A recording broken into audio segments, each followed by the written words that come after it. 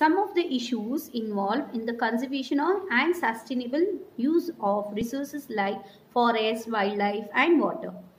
These can meet our needs perpetually if we were to use them in a sustainable manner, like forest, wildlife and all. We can take care and it can be reusable, that is, it is renewable. But now we come to yet another important resource, that is the fossil fuels, that is like coal and petroleum. These are non-renewable resources which are important source of energy for us. Since the industrial revolution, we have been using increasing amount of energy to meet our basic needs. Yes or no? We are using day to day the coal and petroleum more and more. We have been using increasing amount for the manufacture of large number of goods upon which our lives depend. The energy needs have been largely met by the reserves of coal and petroleum. The management of these energy resources involves slightly different perspectives. Now these we cannot renew, okay, but it is different how to manage this. We have to use less of this. Coal and petroleum, you know how it is formed. Coal and petroleum were formed from the degradation of biomass millions of years ago, and hence these are the resources that will be exhausted in the future, no matter how carefully we use them, how much ever carefully we use, but it is going to finish. And then we would need to look after the alternative source of energy. What we have to do? We cannot make coal and petroleum, so we should go for the alternative source of energy.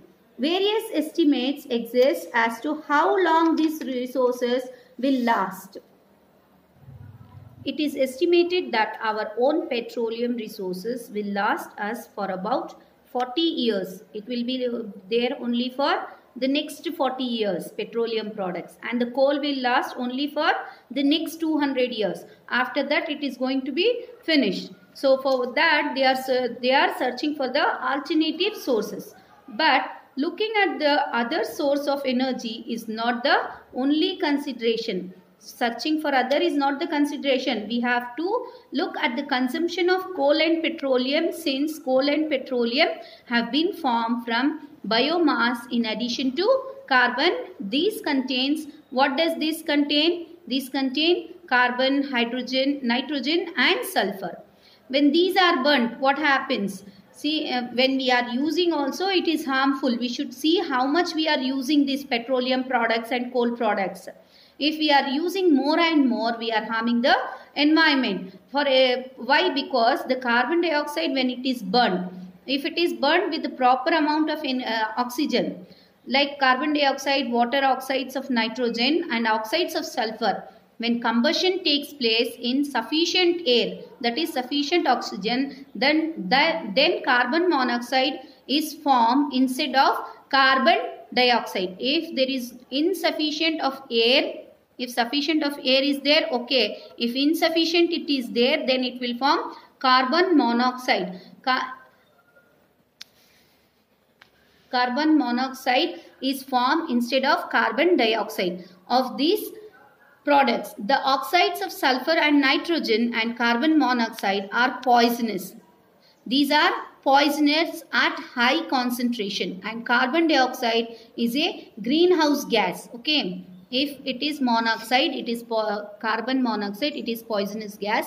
Carbon dioxide is a greenhouse gas. If it is not burned with proper sufficient air, then it is being prepared into carbon monoxide.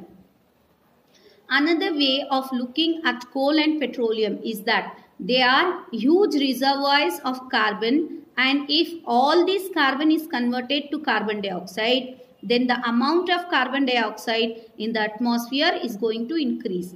Now, if this we use again the carbon dioxide also, what happens? It leads to intense global warming, because the carbon dioxide will become more in the atmosphere and it will lead to global warming. Thus, we need to use these resources judicially. What can we do now for these things? Some simple choices can make a difference in our energy consumption pattern. Now, we have to do as to save the coal and petroleum, we should take few steps. That is, which are the steps we can do is take a bus instead of using your personal vehicle, or you can walk or do the cycling. That is the first thing, you can save the fuel there, petroleum. Then the second is using LED bulbs, or using LED bulbs instead of fluorescent tubes in your homes. That will save the electric energy. Then the third is using the stairs instead of lift. Okay, what we have to do, most of the time we should not use the lift, we should use stairs. If we use the stairs, our physical fitness also will be there. Then the next is wearing an extra sweater instead of owning the heating devices or heaters or sigri. What is the meaning of sigri? That is burning of coal for heat. That is known as sigri on cold days. The management of coal and petroleum also addresses the efficiency of our machines, and we should check our machines, or we should check our vehicles, how much that it will give the. So before using a vehicle, you should check its mileage, how much mileage it will give. For 1 liter of petrol, how much it can move. So which vehicle will give you more mileage, that kind of vehicles to be used. And fuel is most commonly used in the internal combustion engines for transportation. That's what I said, in the vehicles. And recent research in this field concentrates and ensuring complete combustion in these engines in order to increase efficiency and also reduce air pollution. So we should check a good engines which can convert the full fuel into the combustion. So now what we have to do is, sustainable management of natural resource is a difficult task.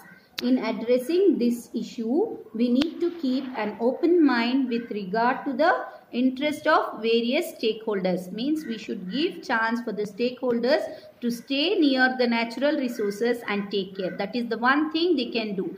We need to accept that people will act with their own best interest as the priority. Means we have to give importance for our nature. We should think this is our nature, this is my nature, I have to keep my nature clean. So we should not be selfish, and we should give more priority for the nature. But the realization that such selfish goals will lead to misery for a large number of people and total destruction of our environment is slowly growing.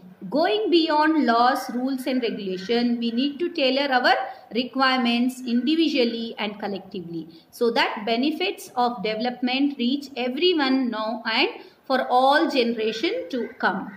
This completes the chapter. You have to write all the question answers in your classwork. Thank you.